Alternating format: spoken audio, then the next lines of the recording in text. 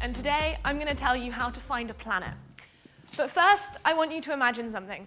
I want you to imagine me heading to the outskirts of London, 10 kilometers away, and holding up my bike light and a button, just like this.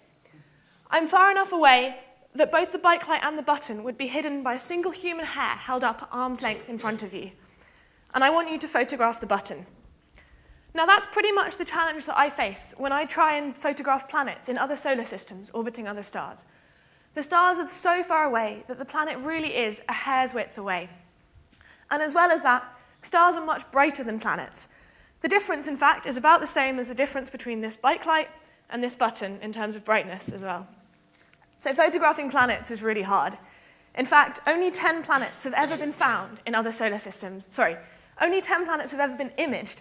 Over 2,000 planets have been found, but most of those are found by looking at the star and not the planet. For example, in the transit method, you monitor the brightness of the star really carefully, and if the planet passes right in front of it, it looks a little bit dimmer for a short time. The transit method has found 1,500 planets compared to imaging's 10. So why are we bothering with directly imaging the planets? Looking at the planet and the star separately has a huge advantage in that we can take the light directly from the planet and pass it through a prism. And as I'm sure you know, if we look at light through a prism, it splits into a rainbow of all of its different colours. And we do exactly that with our planets. In fact, the telescope that I use has an array of 20,000 prisms on the back of it. So in my raw images, I get 20,000 rainbows, one for each point on the sky. And any second now, one of those images will appear on the screen behind me. What I do is I look at all of those rainbows and I try and cut out the colours from each rainbow, and then I assemble them into a whole stack of different images at different colours.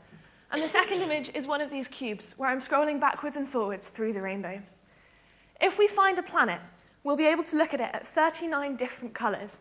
And by comparing the brightness of those different colours, we can start to learn more about the planet. So for example, we can work out how hot the planet is, or how strong the gravity is. We can even work out whether there's water or methane in the planet atmosphere. And eventually, looking at the amounts of water and methane and finding a mismatch between the two in a faraway planet will prove the existence of alien life. Some of you will have spotted the planet in that cube that I've shown on the screen. This is actually a well-known planet called Beta Pictoris b, which we were using to test our data analysis and make sure we were doing everything properly. I haven't managed to find anything myself yet, but I've got a lot of data coming in the next 6 months, and we know what we're doing with the cubes now. So maybe one day soon, I'll find my own planet. Thank you. Thank you, Elisabeth. Thank you very much.